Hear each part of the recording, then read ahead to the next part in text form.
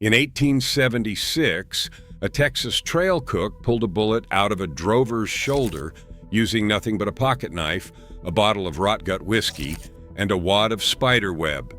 The drover lived. He rode again in 3 weeks. Today, a paramedic would tell you that is impossible. But old journals from the Chisholm Trail say it happened all the time. Number 14 on this list was so trusted that the U.S. cavalry issued it to every soldier heading west.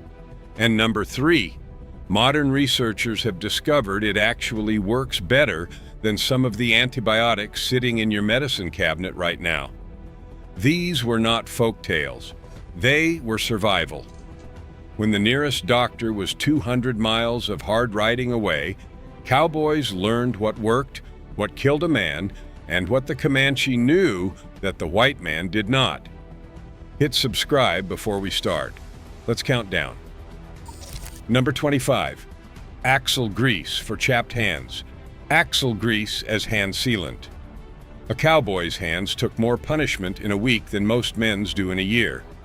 Rope burns from braided hemp, cuts from barbed wire once the fences went up in the 1880s, cracks from dry panhandle winter wind that split skin down to the bone.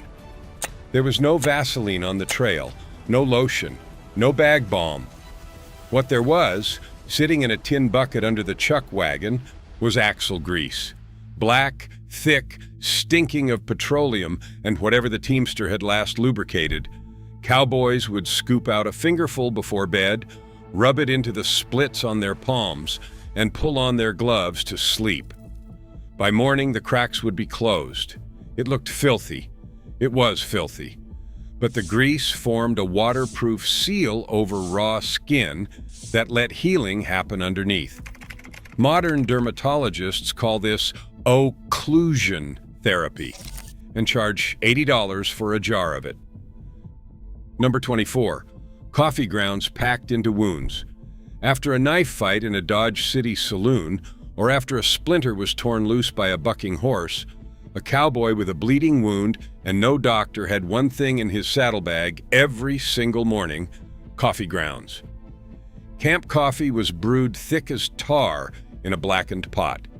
When a man got cut, the cook would scoop the damp grounds straight from the bottom of the pot and press them into the wound. The grounds clotted blood almost instantly. The tannins acted as a mild antiseptic. The caffeine constricted blood vessels, and the dense packing simply plugged the hole. Texas Rangers field reports from the 1870s mention this technique by name. It was not pretty. The wound would stain brown for a week. But men who would have bled out on the open range walked away from cuts that should have killed them. Number 23. Sagebrush tea for fevers. The high plains were carpeted with silver green sagebrush, and every cowboy who rode north of the Red River learned to recognize it. When a drover came down with what they called ague, the shaking chills of malaria that stalked river bottom camps, or when a fever spiked from a wound gone bad, the cook boiled a fistful of sage leaves in a tin cup of water until the liquid turned bitter and amber. The taste was like chewing turpentine and turpentine's angrier cousin. Men gagged. They drank it anyway because within an hour, the shakes would ease, the sweating would start, the fever would break. The Shoshone and Paiute had used this for centuries, and cowboys who had wintered in mountain camps picked it up from them. Modern phytochemists have identified compounds in big sagebrush that genuinely reduce fever and fight the parasites that cause malaria. Number 22. Prickly pear burn pads. Anyone who's ridden a chuck wagon camp in July knows the sound of a cook cursing at a cast iron skillet. Grease fires, spilled coffee, hands seared on hot handles. Burns were constant. In the Southwest, the remedy grew everywhere, the flat, paddle-shaped pads of the prickly pear cactus. A cowboy would singe off the spines in the cook fire, split the pad lengthwise with a Bowie knife, and slap the cool mucilaginous inside directly onto the burn.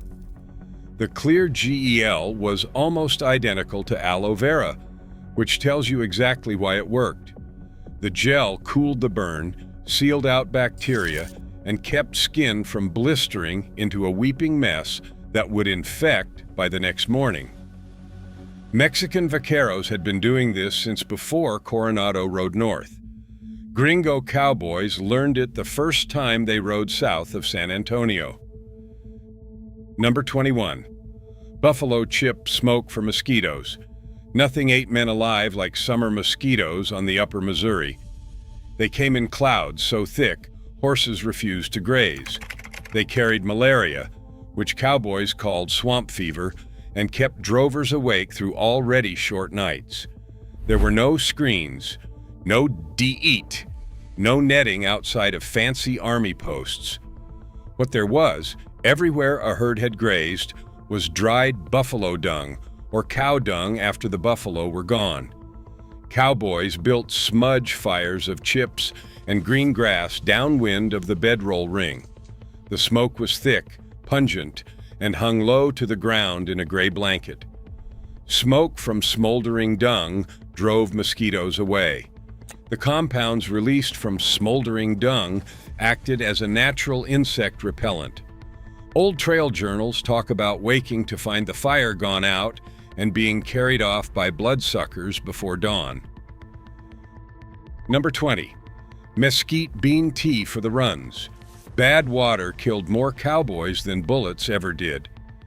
Dysentery, cholera, and the simple, violent runs that came from drinking out of a stock tank where a cow had died 3 days upstream. A man with the runs on a cattle drive was a dead man if it went on too long. The remedy hung in long yellow-brown pods off the mesquite trees that dotted every Texas draw. The cook would boil a handful of mesquite pods in water for 20 minutes until the liquid thickened slightly and turned the color of weak coffee. The tannins in the pods were powerful astringents. They bound the gut together, slowed the diarrhea, and replaced the sugars a sick man was burning through. Within a day, a cowboy who had been riding hunched in the saddle would be back in the cow camp eating solid food. The Apache taught this one to the Texans. Number 19. Yarrow for bleeding. Yarrow as a field clotting aid. When gunpowder was expensive and bandages meant a clean shirt torn into strips, the cowboy's field kit came up out of the ground. Yarrow, that white flat-topped flower growing wild from Montana down to the Mexican border, was the backup when cobwebs ran short. The dried leaves would be crumbled between the palms and packed directly into a bleeding wound. It worked within minutes. Yarrow contains a compound called achilline, named for the Greek hero Achilles, who reportedly used it on the battlefield at Troy, and it genuinely accelerates blood clotting. Civil War surgeons had carried dried yarrow in their kits. When those same surgeons took jobs as cow camp doctors in the 1870s, they brought the knowledge with them. A cowboy taught to recognize yarrow could stop a gushing artery cut in under 2 minutes. Without it, he would have bled to death before help came. Number 18. Horse liniment rubbed on men. This is where the line between human and animal medicine blurred almost to invisibility.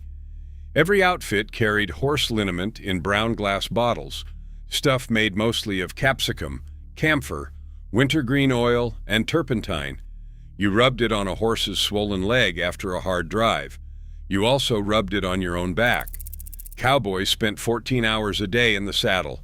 Every man over 30 had a lower back that screamed at night. The liniment generated a deep heat that drove into sore muscles, dilated blood vessels, and loosened, cramped hamstrings. Drovers would strip down by the fire and have a trail partner work it into their shoulders. The smell was astonishing. The relief was real. Here's the twist.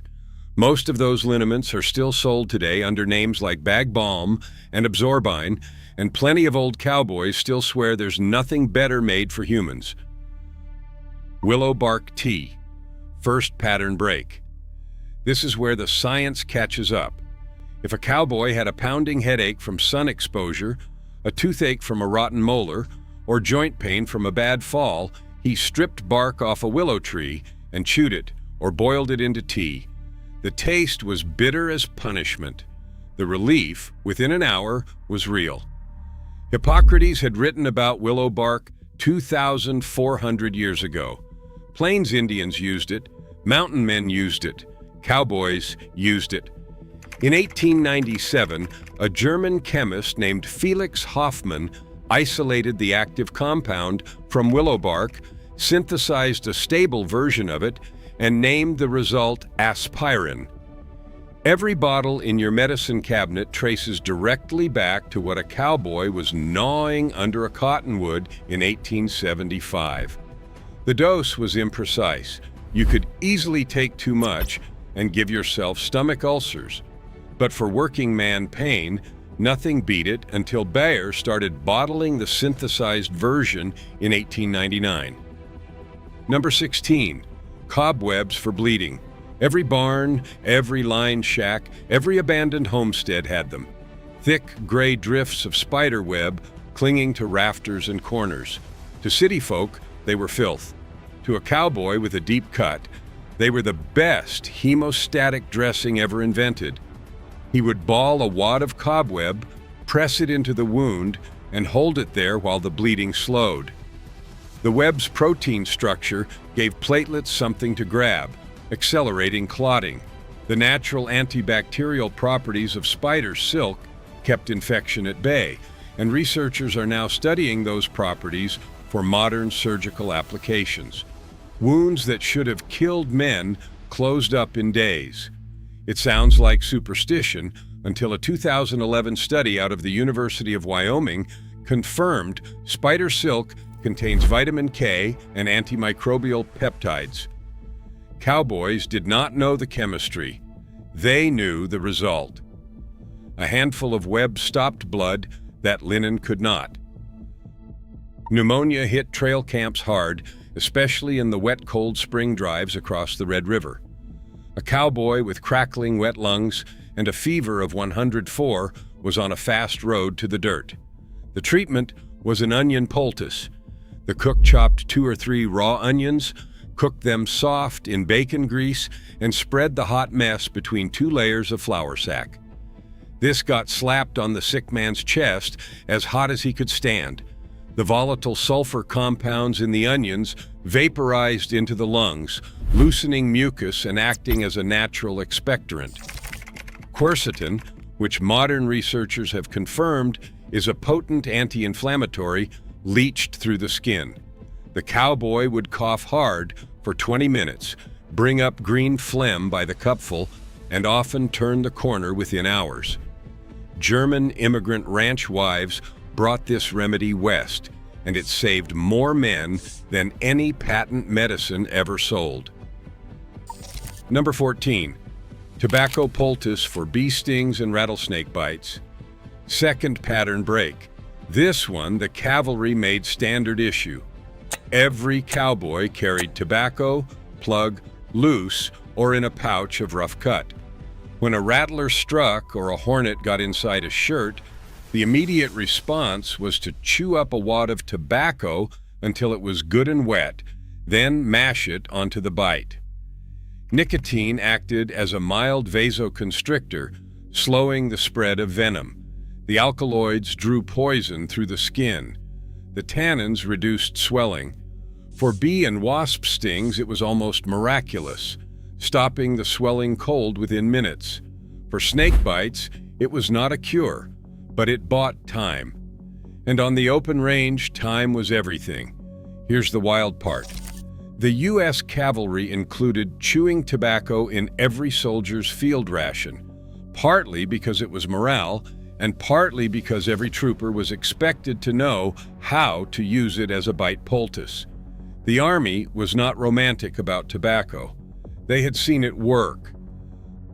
By the 1880s, every trail camp had a can of kerosene for the lanterns. Cowboys discovered early that it was useful for more than light. Head lice were constant. Fleas were worse. A few drops of kerosene rubbed into the scalp killed both within an hour, though it stung like fire and the smell clung for days.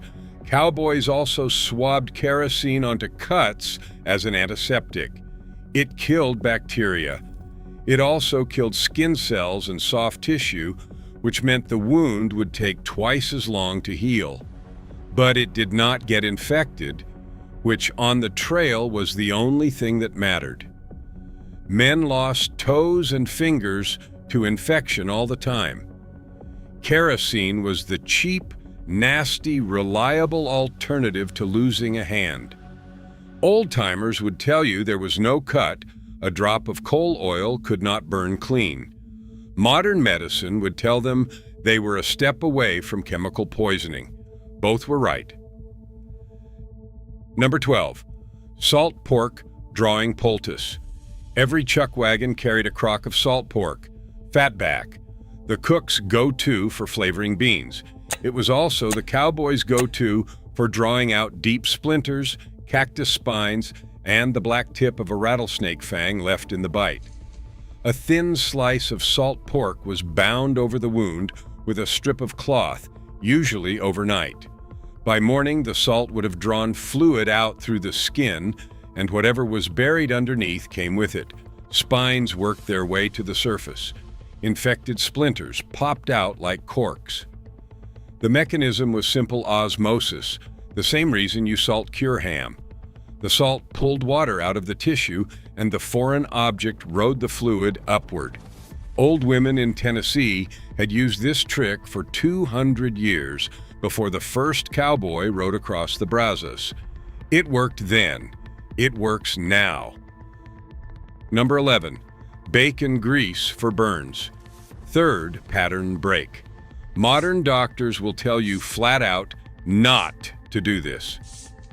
Every chuck wagon had a tin of bacon drippings, thick as pudding. When a cowboy burned his hand on a Dutch oven or seared his forearm on a branding iron that slipped, the instinctive move was to smear bacon grease onto the burn. The greasy layer sealed out air, which eased the screaming pain within seconds. It kept skin moist and prevented the burn from crusting into a cracked scab. It also kept contaminated hands from touching the wound. Cowboys swore by it. Grease seals in heat and can make a burn worse before it makes it better. Cooking fat also contains bacteria. But for a deep trail injury in 1880, with no running water and no clean dressings, bacon grease was vastly better than nothing. Men with second-degree burns healed clean on the trail because of it. Number 10. Mustard plaster. When the wet cough would not quit and the onion poultice had not taken hold, the next escalation was the mustard plaster.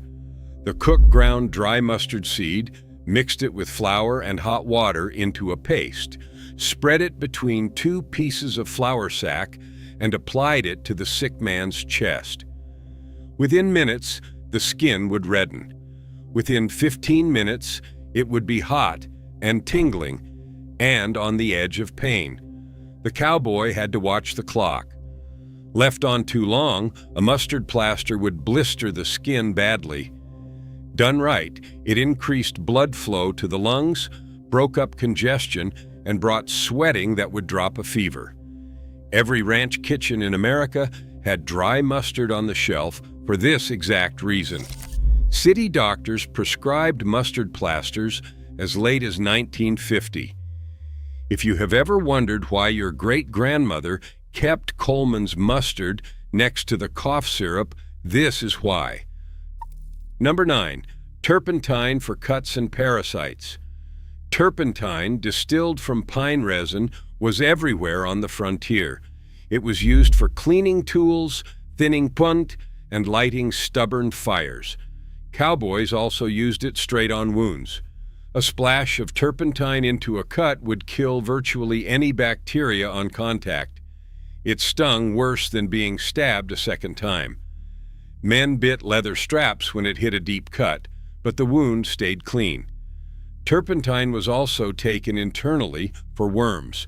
in tiny doses measured by the teaspoon, along with a spoonful of sugar. This was genuinely dangerous. Taking too much could damage kidneys. But pinworms and tapeworms were so common in cow camps, where everyone drank the same water and shared the same utensils, that cowboys dosed themselves every few months. A pint bottle of turpentine cost a dime in 1878 and lasted a year. It was medicine, tool, and cleaner all at once. Number 8. Cayenne pepper for shock and bleeding.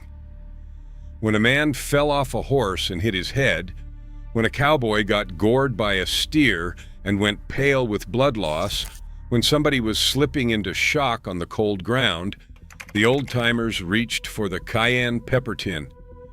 A heaping teaspoon mixed into hot water and forced down the throat jolted the body back. Cayenne is a powerful vasodilator and cardiac stimulant. It raises blood pressure fast.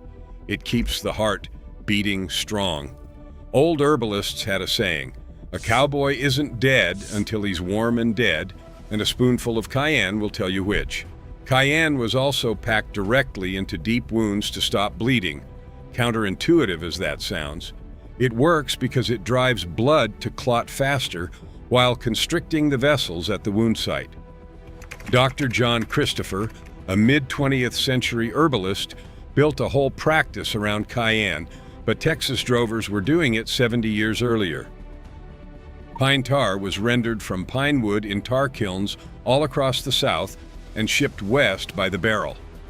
Cowboys used it to waterproof rope, seal axe handles, and coat the axles of the chuck wagon. A spoonful, mixed with whiskey and honey, was the most common cowboy cough remedy. It tasted like drinking a campfire. It worked.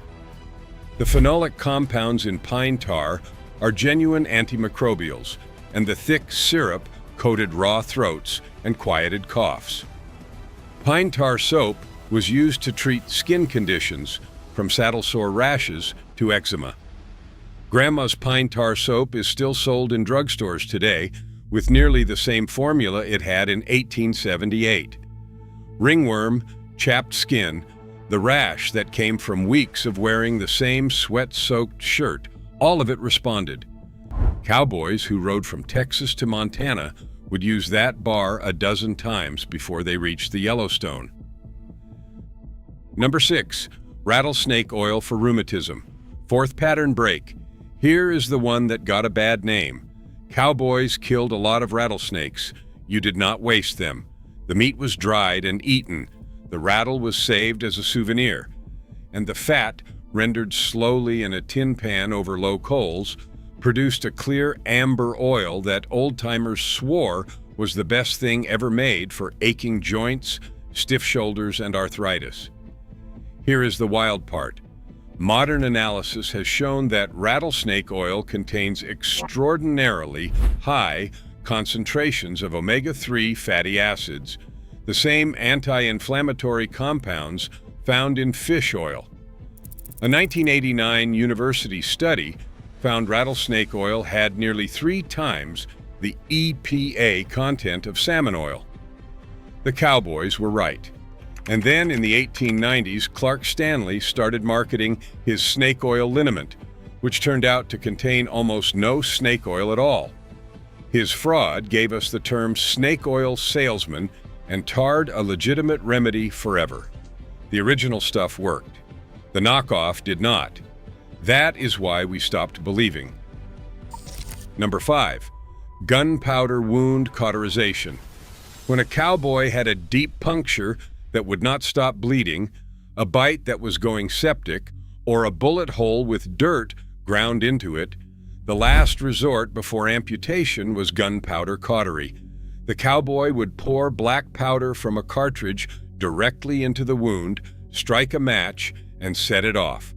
The powder flashed, and the wound cauterized in a single explosive second. The smell was horrifying. The pain was beyond description. Men passed out in the middle of a scream, but the bleeding stopped. The bacteria died in the flash burn. The wound sealed shut.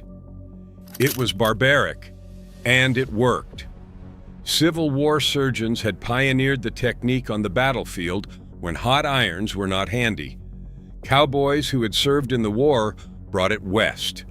Old trail journals from the 1870s describe gunpowder cautery with the same casual tone they used for describing dinner. It was simply what you did when the alternative was bleeding out under an open sky. Number 4. Honey for wounds. Long before anyone understood what bacteria were, cowboys packed honey into serious wounds. Cuts, burns, and ulcers that refused to heal would be smeared thick with raw honey and bandaged. The wound would close clean, without the pus and red streaks that signaled blood poisoning.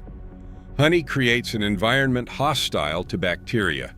It is naturally acidic, it draws moisture out of bacterial cells, and it contains trace amounts of hydrogen peroxide produced by enzymes in the honey itself.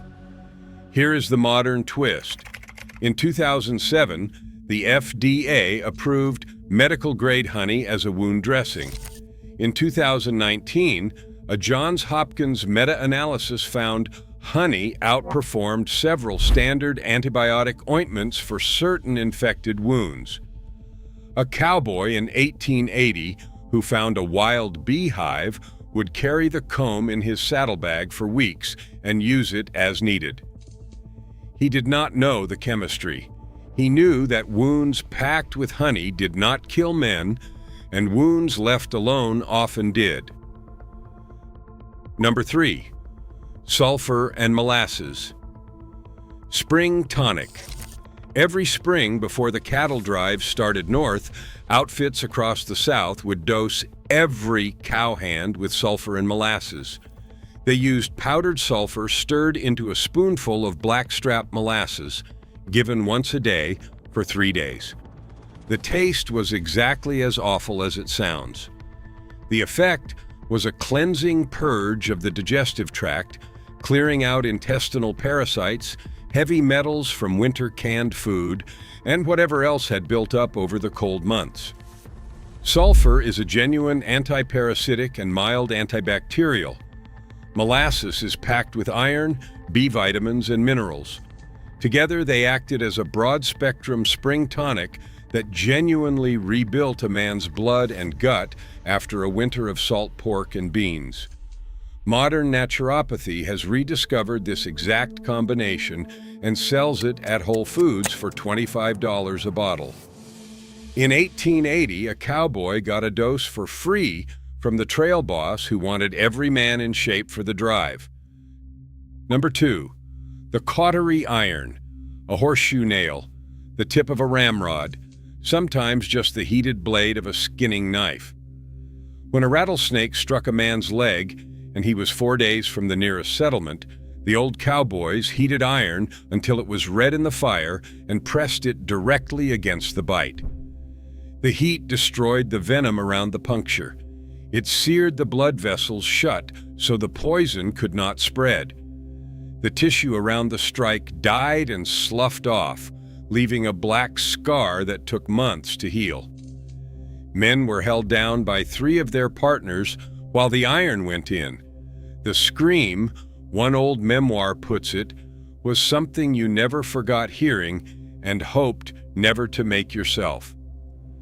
Survivability of a treated bite versus an untreated one on the trail was maybe 50% better.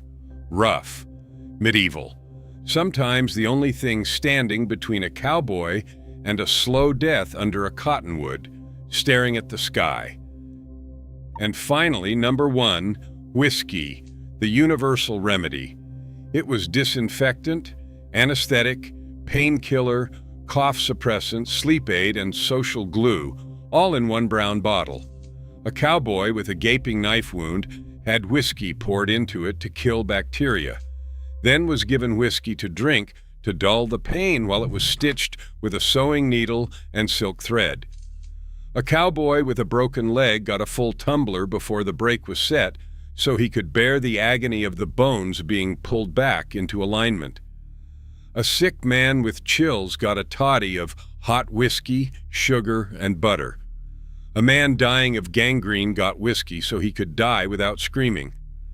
Doc Holliday, the famous dentist and gunfighter, reportedly drank 2 quarts a day, partly because he had tuberculosis and the whiskey deadened the cough. It was not medicine in any modern sense.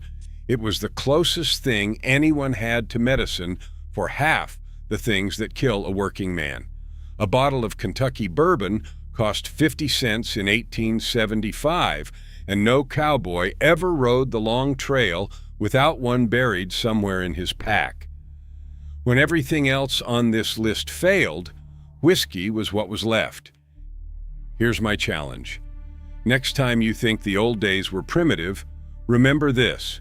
A cowboy with a cobweb, a jar of honey, and a willow tree could treat wounds that still kill people in parts of the world without hospitals today.